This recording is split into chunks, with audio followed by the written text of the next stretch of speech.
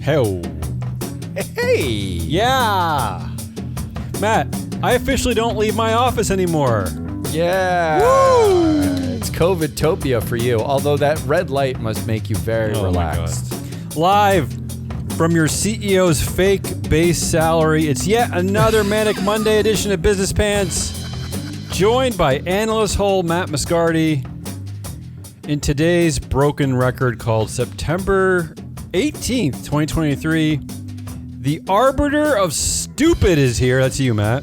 Ooh, that's what I call myself at home. Last week we had the arbiter of truth. This week you're the arbiter of stupid. And Matt's dirtiest BMs of the week. Ooh. That's true, right? Dirtiest board members, right? Yeah, that is absolutely 100% true. I'm not making a joke. There's no pun there. But I didn't call them BMs, wordplay. And now wish I had on social. Oh, yeah. How dare you? Our show today is being sponsored by Free Flow Analytics, the only ESG data platform to measure real board influence. Influence and power, baby. What else matters but influence and power? Before I get to our game, rate this stupid 1 to 10. Anything on your mind today? Yeah, well, we were just talking in pre-production. I know. That was a fake setup. I know. It's really, but you're bad at them. Like, you're just so awkward. Because I don't want to talk about the NFL, but you do. Go ahead. But we were talking about the NFL, and I watched the Pats game last night. Uh-huh. And other than the fact that I tried. Like, first of all, I used to watch football. I should say this. I used to watch American football nonstop, right? Like every weekend. You were a loser. Yeah. Yeah, I mean, I was playing fantasy games. I would go to my friends' houses. We'd watch the game. I couldn't miss a game. It was the whole thing. Yep. And now I can't even sit through one game. There's so many commercials. Yeah. And half of the players, you're looking at them and you're like, oh my God, did he beat his girlfriend yesterday? Or did he That's terrible. It's terrible. It's really horrible stuff. And then they're all going to get CTE and concussions and die young. And they're all basically... It's gross. The whole league is constructed around a gambling den. It's like the OTBs in Brooklyn. Like, it's just everything is gambling. It is just nonstop because it's the only way I think you could sit there and watch it because it is incredibly boring. Well, we say that, and then ironically or unironically, we're trying to turn board directors into a state of gambling and gamifying. I don't think we're trying to do that. And the reason why I can say this... It's the only way you get anyone to pay attention. The reason why I'm allowed to talk about this is a lot of these are publicly traded companies, right? Like the DraftKings and the Caesars and the MGMs and Not only are they publicly traded, but like all of the owners of the NFL, like half of them have access to or like publicly traded company, ties or it's like oil money and gambling dens. Not to mention that, we talked about last week, there's a lawsuit against the NFL for systemic racism. All the owners are white. They don't let in black ownership. They treat the... I'm watching a little bit of a game yesterday, and I see this rookie quarterback has 2 rushing touchdowns, which is amazing, but also that he is out for the rest of the game, because he has a concussion. Yeah, right. Like this is the league. It's crazy. It's absolutely really nonsense. Gross. It's crazy. And you're talking about like before when they draft like players, they basically make them take their shirts off and run around. They undress them, make them run around, and they time them. It's like there's some bloated gym coaches from 1979 thinking they understand. It's really weird. I mean, the further you get away from it, like because I didn't watch for a couple of years, and now I'm kind of like half watching again. You realize how weird and screwed up it is. Crazy. And I don't know, we can't figure out like why some of these like director teams are so screwed up, but we should just look at the things that like we entertain us. And it's like everything's screwed up. Basically humans suck at like when they have any power, they suck. I was going to say, meanwhile, I'm reading the Boston Globe this morning, and there's a player on the Miami Dolphins, Tyreek Hill, who is a terrible human being. I don't remember the details, but it involved physically beating his girlfriend. No, am I wrong about that? I believe it's something like that. Yeah, it was something like that. Which forced his I think kind of forced his release from one team, but then he got picked up by another team because that's how the NFL works, right? He is saying this morning in the Globe that he's calling Patriots fans terrible because they are saying things that he would not say in church. Yeah, well, I mean, he's deeply religious and moral. And all this happens like it's completely normal. Like I really, I know, nobody. I feel sick. It's unbelievable. All right, let's do it. All right, speaking of stupid, let's rate some stupid.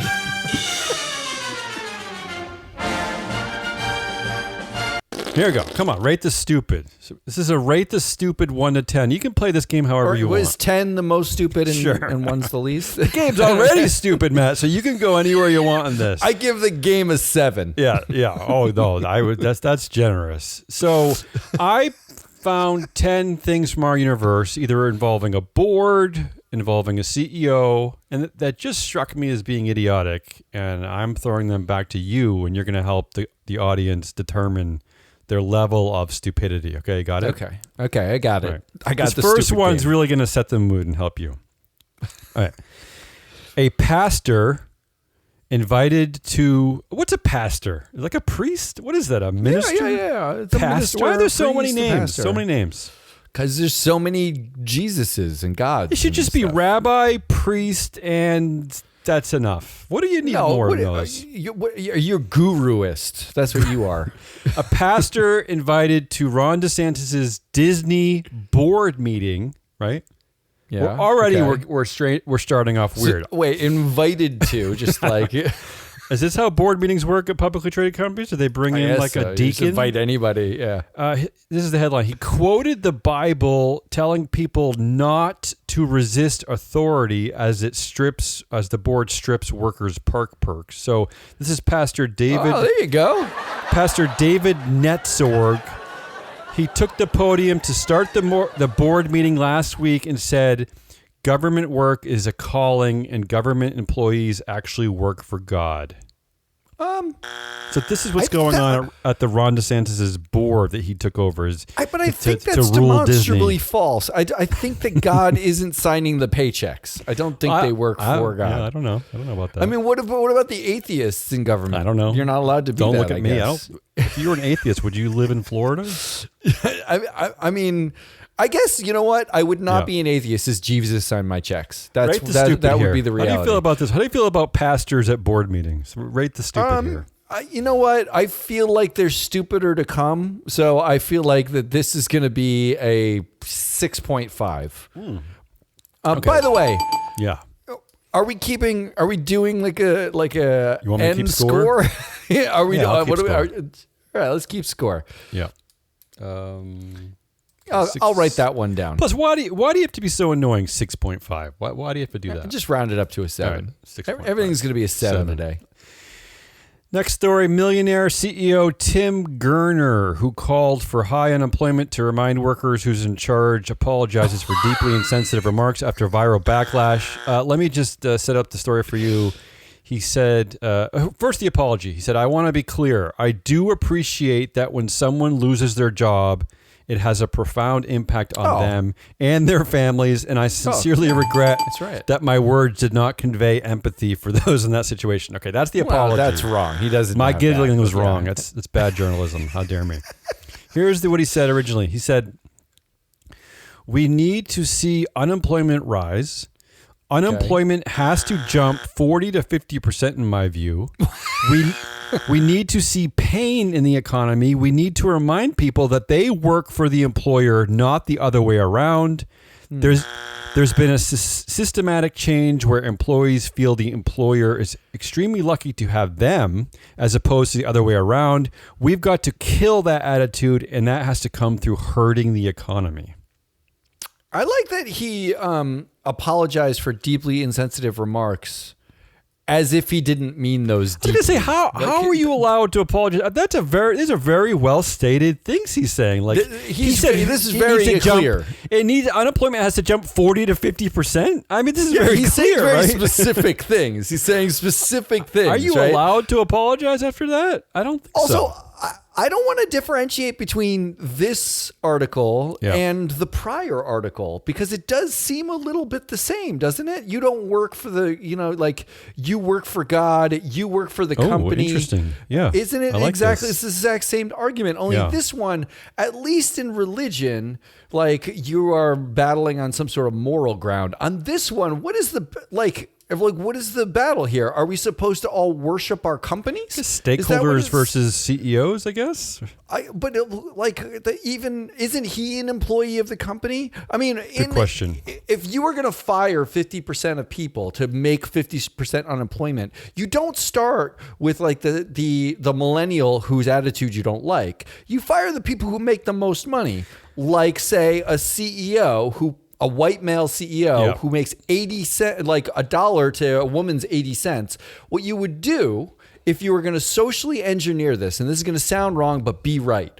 If you were to socially engineer this, you would only hire women and pay them 80 cents on the dollar, and you would be saving a tremendous amount of money because of the social engineering of it, wouldn't you? Isn't that sort of how multinationals work anyway? They offshore jobs and pay them 20 cents on the dollar? You'd insure them, but you just, you would make every CEO a woman and pay them less, right? Which is what we do when we make them CEOs anyway. It just seems like he's so specific. I want to see a full action plan here. I want to see, Unfortunately, this is pretty dumb. Unfortunately, this is not a publicly traded company, but to answer your question, whether he's an employee or not, I will say that Tim Gurner is CEO of Gurner Group.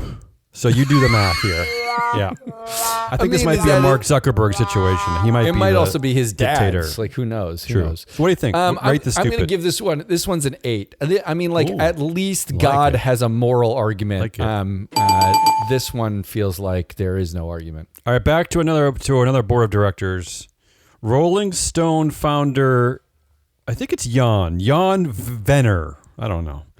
Okay, we'll go with that. Ousted from the Rock and Roll Hall of Fame's board. This is why I included this one. Although this kind of falls into our category. This reminds me of the article that you cited last week. The woman's op-ed about saying that she couldn't find competent women for executive roles and board roles. So Rolling Stone founder is ousted from the Rock and Roll Hall of Fame's board after suggesting to the New York Times that only white male musicians really matter. Oops. He was asked in an interview, he said why he didn't interview women or black musicians for a book he wrote. He said, quote, "It's not that they're inarticulate, although go have a deep conversation with... although, this is where it gets weird. Although go have a deep conversation with Grace Slick or Janis Joplin." First of all, I know Janis Joplin's dead. She's been dead for a long time. It's hard to have that conversation. I think Grace Slick is also dead too. I think she died of cancer, no? But is he suggesting that they are not articulate? Like, he is. It's not that they are inarticulate, although go have a deep conversation. He's saying it's impossible to have a deep conversation with Grace Slick or Janis Joplin. But is it because they're dead? Is that why it's impossible? It's unclear, yeah. And he said, Joni Mitchell was not a philosopher of rock and roll. Although what's odd is that Joni Mitchell is cited for having probably some of the most philosophical lyrics in the history of rock and roll. And I know for a fact, Matt, Joni Mitchell, that her wonderful album Blue was rated the number 3 best album of all time by Rolling Stone. So this guy is just an asshole. He's just, right? He said a black artist, he said, Stevie Wonder, genius, right? I suppose when you use a word as broad as masters, the fault is using that word. I don't know what he's talking about here. Maybe Marvin Gaye or Curtis Mayfield. I mean, they just didn't articulate at that level. So he's saying that women and people of color are inarticulate. He sounds like the Republican Party. Sounds like Vivek Ramaswamy. Didn't Chuck Berry basically invent rock and roll? Like modern rock let's and not roll? Go into let's not go into it. I mean, like, this is like one of those. Yeah. I only interviewed a bunch of white artists. When I was at Rolling Stone, I only know white artists. So when you ask me, why didn't you interview any women or black people? The answer is, are there any kind of? Were there any? This is monumentally stupid. Monumentally stupid and just awkward. I mean, if we want to know, Vivek, why there are no female CEOs or very few people of color who are CEOs that weren't like founders of the company, maybe this is why. Yeah, this is a good reason why. The word although gives it up for you. I'm going to give this a 9 out of 10 on stupidity. I'm really hoping there's something super stupid coming because I'm saving a 10 for like... I don't know. That one kind of takes the cake. That was really close. I might have to adjust upwards after the rest. I'll give you a correct answer there for a 9. Clorox says last month's cyber attack is still disrupting production. They are now today. They're warning of a material financial hit from ongoing production disruptions. Ooh, the company said it believes the threat is contained. Okay. It expects to start bringing systems back up to speed next week and will ramp up to full production over time. So a month after they announced the attack, they're saying that is still causing wide-scale disruption. Here's why I point out Clorox. You know that I'm big on this like cyber attack thing. Like, and I'm that was one of your big predictions, right? And I like to call out boards for this. Here's why I'm calling out Clorox for being stupid. I looked at their proxy statement, and they claim that 7 out of 12 directors have cybersecurity or IT knowledge. Okay, that's their claim. But then they stupidly list all the biographies and the skills and expertise of their board members. And Matt, I will tell you, I looked at all 12 of them. There is only one director who possibly could have expertise in cybersecurity IT knowledge, and that's Amy Bantz, who they claim has deep expertise in media and technology. She sits on Adobe's board, and she was the president of Comcast Interactive Media, a division of Comcast responsible for developing online strategy. She's the only one who maybe has cybersecurity IT knowledge, because let me just quickly list all the other expertises going on while you think about how stupid Clorox is. These are the other cited qualifications there on the board there. And I'll go quickly. Financial and accounting experience, financial and operational experience, investment banking and finance, marketing expertise, former Kellogg CEO, banking and finance expertise, financial expertise, the CEO, whose background at Clorox, okay, sure. She came out of the cleaning department of Clorox. The former CEO at a liquor company. Someone who was the former chief merchandising and supply chain officer at Target, and then the current CEO of Domino's Pizza. So that's the other. It's a lot of tech firms. Yeah, I've said enough there. What do you think? Amy Bantz, according to our metrics, seems to only have 5% of the board influence right now. And that's that's updated. Actually, she's maybe the only one with any cyber security IT knowledge. This feels ignorant more than stupid, doesn't it? Okay, but you're saying in an SEC filing, you're claiming that 7 out of 12 have cybersecurity IT knowledge, but you're also announcing that you're taking a material financial hit from a cyber attack. I mean, eventually this is going to come back to haunt you. No. I read Microsoft Office for Dummies 1995. That would constitute IT knowledge, wouldn't it? So that's all I'm saying. Like, if you reset a router once, is that IT knowledge? You could say anybody has IT knowledge. They didn't say they were a cybersecurity or IT expert. That's true. It does just say knowledge. Just said knowledge. That's like as vague a word as you can say in a skills matrix. Good point. My favorite is when they say someone has like governance expertise, and they're like, like they've sat on 5 company boards where they all failed due to fraud. Like those are great, right? This one I'm going to give a 4. This isn't that stupid. Right. This is ignorant, not stupid. Up next in our This is the greatest game we've ever come up with. Oh, thank you. I should just stop now then, because the rest might suck. Here we go. Inside former CEO Vivek Ramaswamy's intense, high maintenance, and highly air-conditioned empire. Ooh, air-conditioned. Likes it cold. Okay, according to this article, former staff say he could be finicky and paranoid and treat staff more like servants than workers, and he had 3 former Army Rangers as his security team. This is before he even started running for president. And that all of the rooms that he ran had to be set to 64 degrees or below, and that he would send one of the Army Rangers ahead to the room to set it to 64 before he even got there. Okay, this is according to reports. Vivek Ramaswamy's the campaign disputed the characterization, saying, quote, Vivek applies the same standards to himself as to those around him, saying he works around 18 hours a day on average.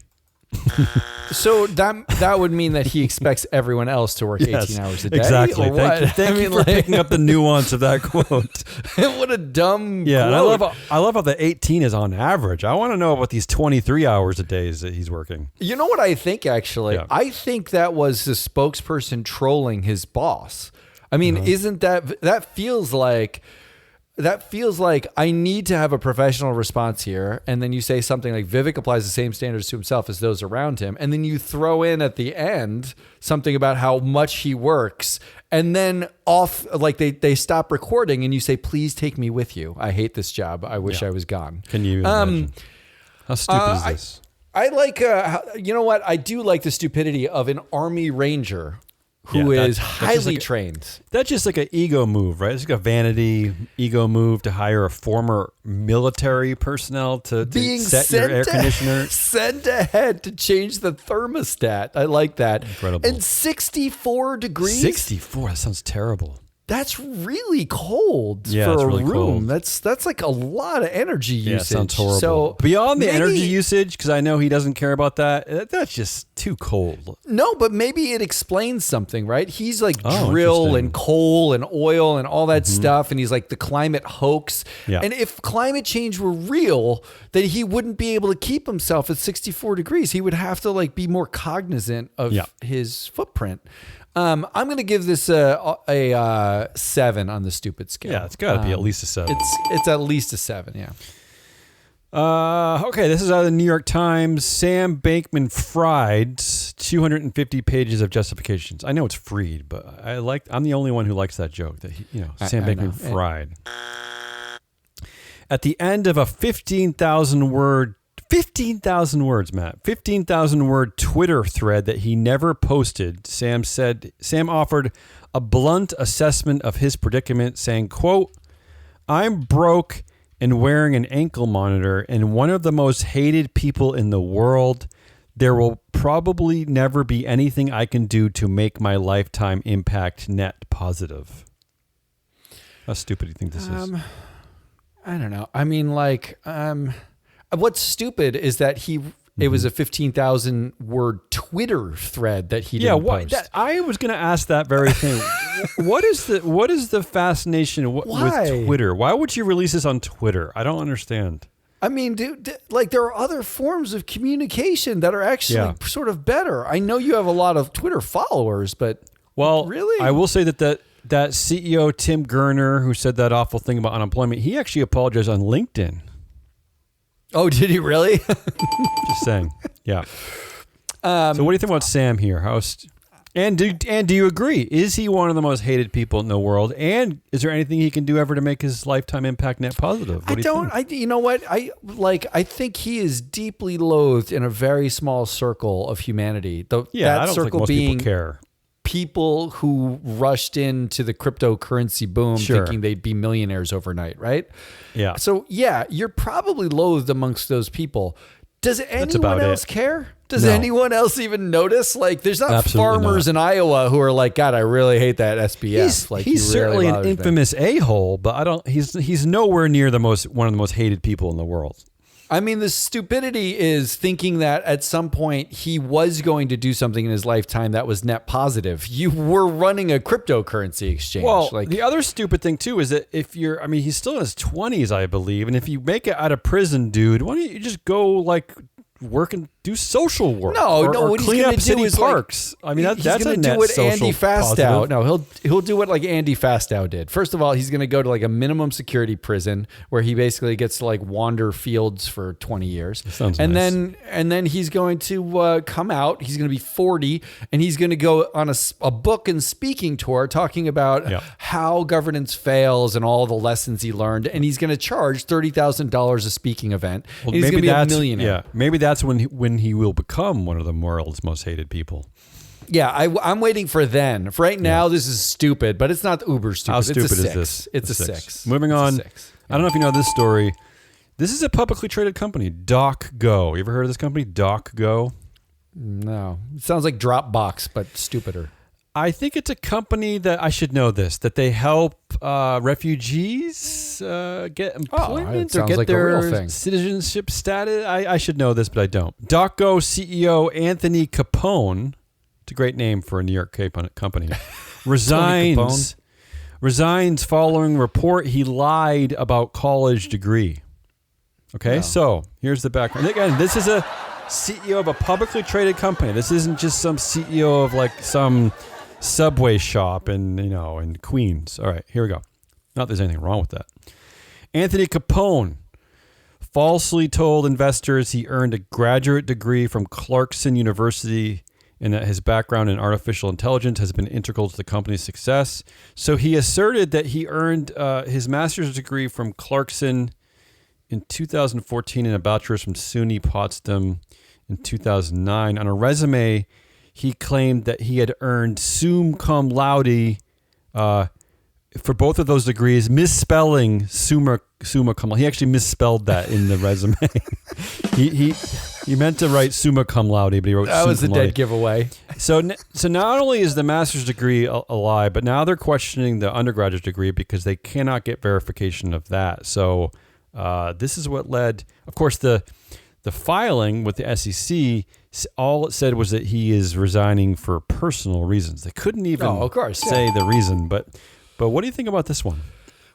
This one strikes me as the fact that there's a person in U.S. Congress, George Santos, who's lied about everything in the history of his entire background, and that guy still has a seat. That's a democratically elected position. Right. Yep. Well, he lied to all the voters and that's how he partially got to that position. Similar. Right? Yeah. But it shows you that capital markets, the rule, if you fuck with someone's money, the rules are very different than if you just fuck with constituents, make-believe stakeholders, right? Because this guy, there's nothing to suggest he was a bad CEO. In fact, he just started in January. Yeah. But on the board is the founder and former CEO, right? Yeah.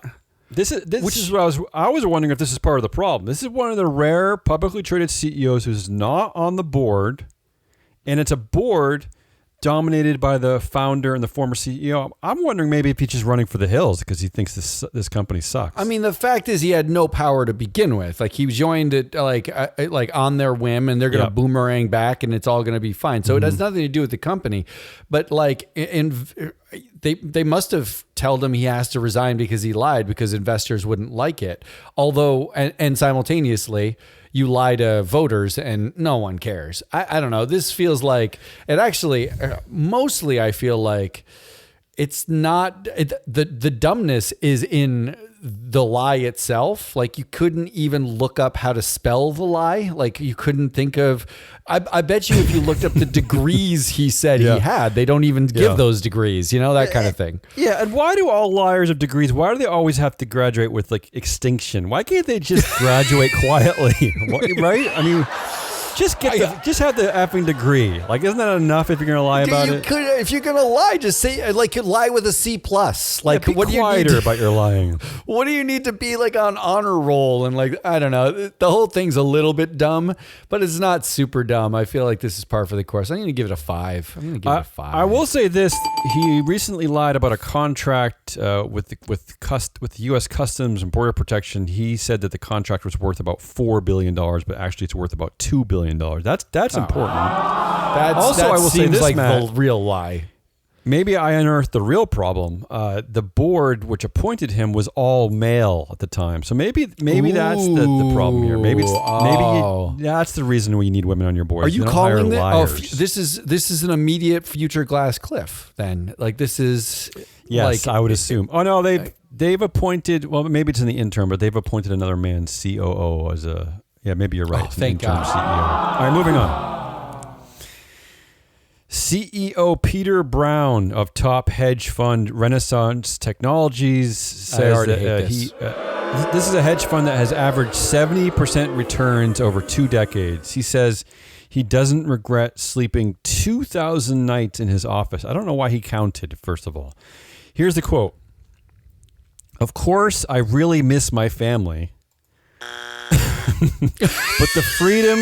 But this is a man who counted the amount of nights he slept in the office. Yeah, right? But the freedom to concentrate nonstop on work while surrounded by my colleagues is hugely valuable. And the job is so demanding, I really don't see how I could do it otherwise. Well, can we just point out inside that quote, while he's sleeping at the office, he's saying he's surrounded by his colleagues. Yeah. So they are all sleeping there too? Of course. The CEO is there, then he's not going to go home if he's there, right? This is the worst. This is literally this isn't stupid. This is, first of all, it's lying. You didn't miss your family. There's no way you missed your family. This is like, every athlete is like, I want to spend more time with my family. They spend 7 minutes with them. And that's a long time. Yeah, it's a lot of nights. That's a lot. I mean, there's 365 nights in a year. Yeah. That's like 6 years of nights. Well, that's over 20 years. That's 100 nights a year. It's a third of the year, right? That's a third. Not to mention that he's probably on vacation like the other third of the year. What is the point of having a family? Why bother? Why even bother? Like, just get escorts sent to the office. I'm assuming that happened. I mean, if you're working at a secretive hedge fund named Renaissance Technologies. Oh man, this one's tough. I mean, it's dumb, but really the dumb thing is saying I really miss my family. Just don't even bother with that. Just say the real thing. I'll give this a 4. I'm going to give it a 4.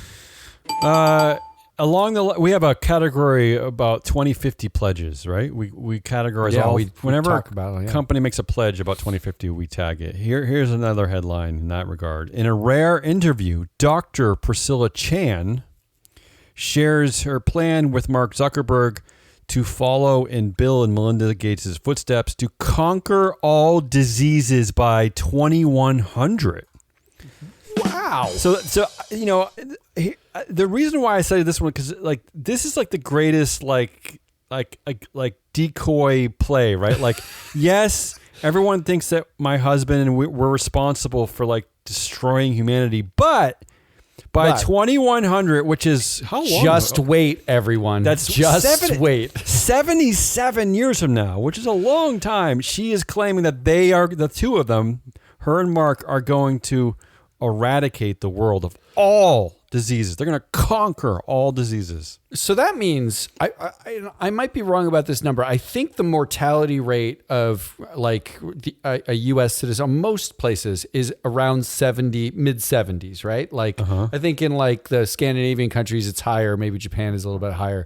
But let's say, just for instance, that about half of people are dead by the time they're in their late 70s. Okay. That means you are currently like 6 months old. You're Miles Satterwhite. You are Ari's baby. And Dr. Priscilla Chan is making that pledge. Like, they're the ones who have to hold who accountable. Like, that's how long this is. The people who this is going to benefit have not even been born yet, for the most part. I also like the chutzpah of being a billionaire and having so much money that you know that you're not going to run out by 2100 and you can solve every disease. That's amazing. Now Mark has two great defenses, which is why we can't dismantle his empire, which the first one being China, of course, because it's always a defense. Yeah, if we break up his monopoly, then China wins. Do something. I don't know what the hell they'll do. And number two, if we break up his empire, then he won't be able any longer to conquer all diseases by 2100. That's right. All right. What do you think about this one? How stupid is this one? This one's not dumb. This one's brilliant. This is brilliant marketing. I'm going to give this a 1 on the dumb scale. Yeah. And finally, I had to include one. There's so many Elon Musk headlines from his stupid book. I had to include one thing just to see where it landed on you. Did you have to? Did you have to? No, I actually didn't. But I wanted to have 10 headlines, and this is the 10th. And I bring this up in the context of governance, right? I also bring it up in the context of remember that stupid Elliott Management and Scott Galloway complaining about Jack Dorsey wanting to go to Africa? Yeah, I do. I mean, not that anyone lives in Africa and that you could sell something to those people. There are no people there. No. Yeah. But they were upset at him because he had like 2 jobs and he wanted to go to Africa. He wanted to spend time in Africa. So that's the context of this. There's a governance context. Here's the headline. Elon Musk has post-traumatic stress disorder from a turbulent childhood that included time in apartheid South Africa and verbal abuse from his father, famed author Walter Isaacson claims in his new biography of the Tesla CEO. So now they're saying, Matt, that he has PTSD. No. Well, I mean, didn't he already come out and say he was has autistic on the Asperger's on SNL, right? He said something like he has no empathy. So that's his claim. So actually, the more troubling thing should be there is a CEO who controls like the satellites of the world, rockets, cars, energy. He has 5 companies. He wants to put a social media platform. Don't forget. Chips in your head, a social media platform, communication platform. That CEO Chips already having 5 different companies, and with he's no an oversight. AI startup with no oversight, no accountability.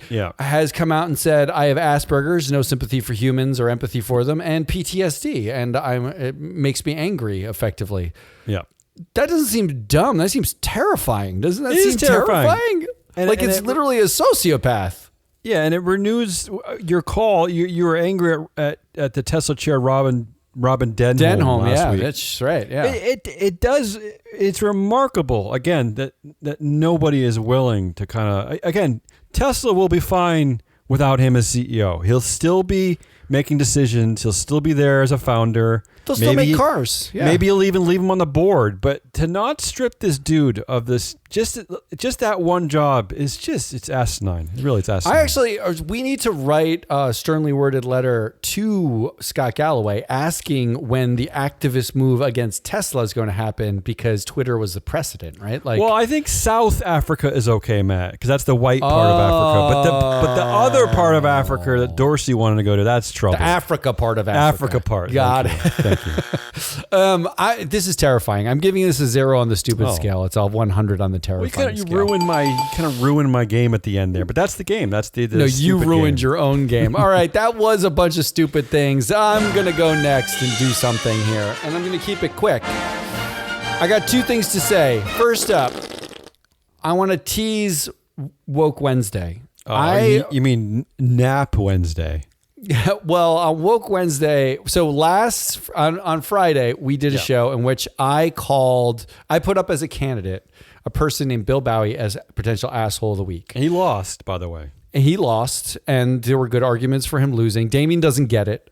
I got hit on social media by people saying both they totally agree with me and they disagree with me. Okay, right? I like it. So clearly there's a split here. But what I did was I resolved to say, all right, you know what?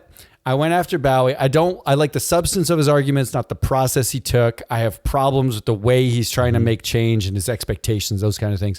But I'm going to put all that aside, and I'm going to strictly go in at SBTI. Okay. The Science-Based Targets Initiative.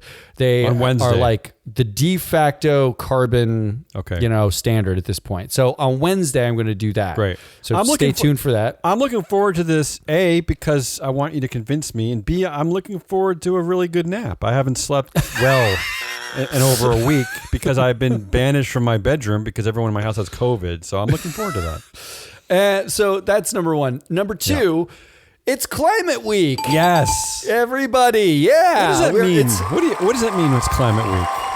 What does that mean? Is that why there's so many protesters? There are tens of thousands of protesters. Yeah, there's a lot of protesters Yeah. in New York City right now. It is Climate Week in New York City. That means a whole bunch of people gather, and there's all sorts of conferences and meetings and stuff where people just like really. Allison Binns on LinkedIn, who's a professor, said it pretty succinctly. Well-dressed people basically meeting and talking about climate change. Right? That's basically what she said. Sounds like every boring conference. Yeah, it literally is. And in the inside. Instead of being a boring conference, it's the entire city is a conference about one thing that, and nothing really happens. I hope there's at least free coffee.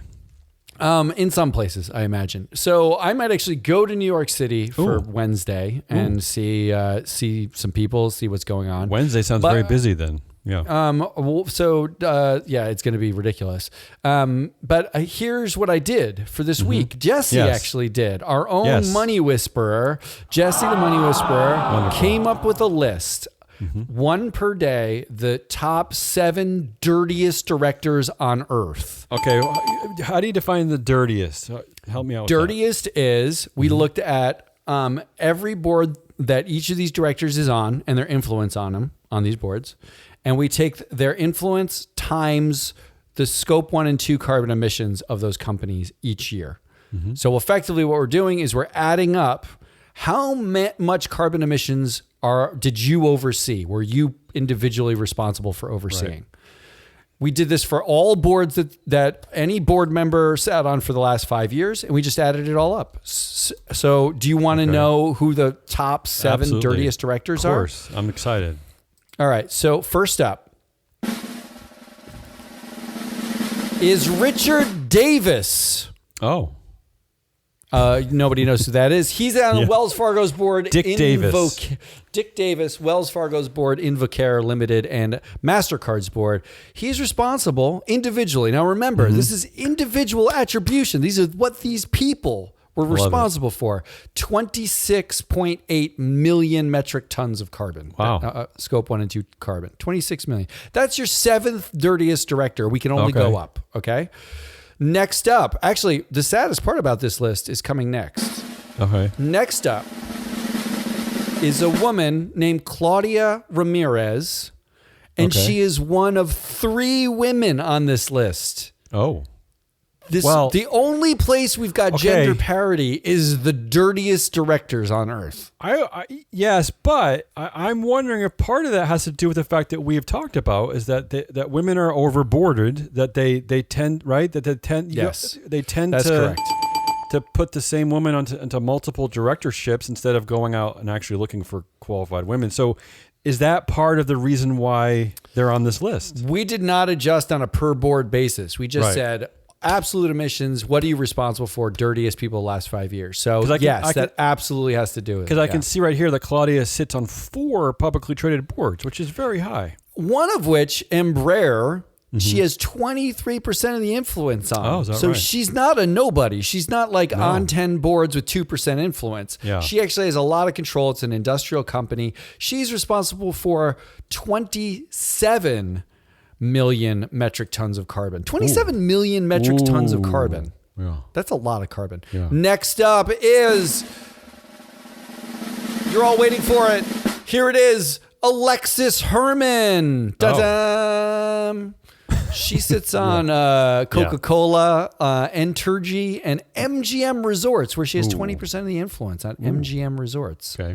But this is your second woman. Third up, or your 4th dirtiest director, I should say, dirtiest, because we're going up backwards, is your 3rd woman, Hannah Sorensen.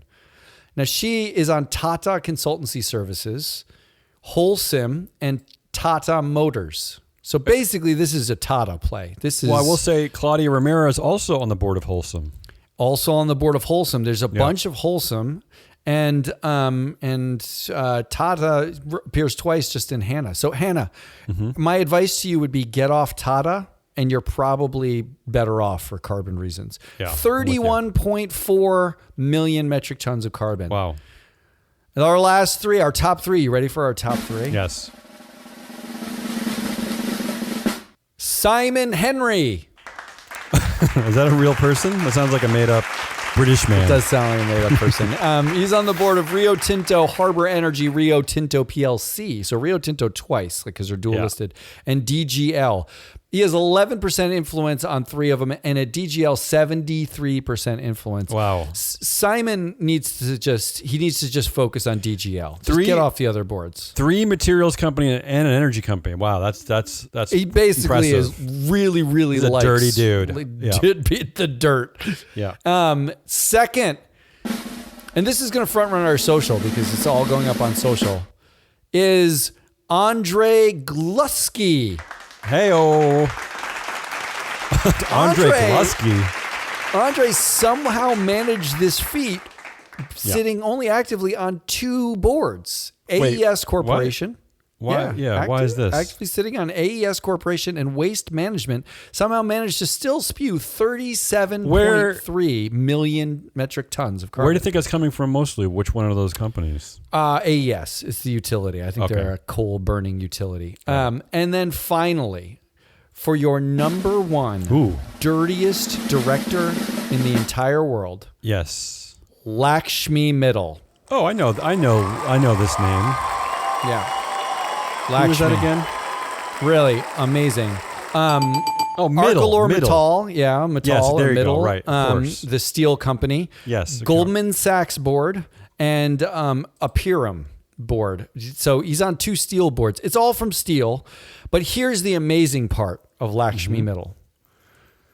The last director was 37.3 million metric tons. Lakshmi Mittal, according to our data, and I did not make this up, and we checked to see if we added wrong, 202.5 million metric tons subscribed to like just roughly this 6 guy. times number 2? Really? 6 times number 2. He's been on so many boards, all like a lot of his own like companies, cross-dealing boards. He's a Nepo baby. He's been around for a while. He's a Nepo baby. I mean, he's responsible for a psychotic amount of emissions. And honestly, if you are like at Climate Week right now and you're thinking like, well, how do I change the outcomes of, how these companies are run or how these companies get financed? Lakshmi Mittal is on the Goldman Sachs board with 12% influence. Yeah. Not only do you have a problem with DJ Diesel, who doesn't care about anybody except Bonnaroo, but you have a guy who spewed more carbon in his career in the last 5 years than everybody else in our database. Vote him out. It's not that hard. Vote no. That's all I got. And a net worth of $16 billion. So that's pretty good, too. I think he can afford the unemployment line. I think he'll make it. He might solve every disease by 2200. That's Damian Rollis. I am your analyst, Matt Moscardi. We are Free Float. That's a long show. We got enough there. There's a lot in there. We'll be back on Wednesday with more things. Until then, goodbye.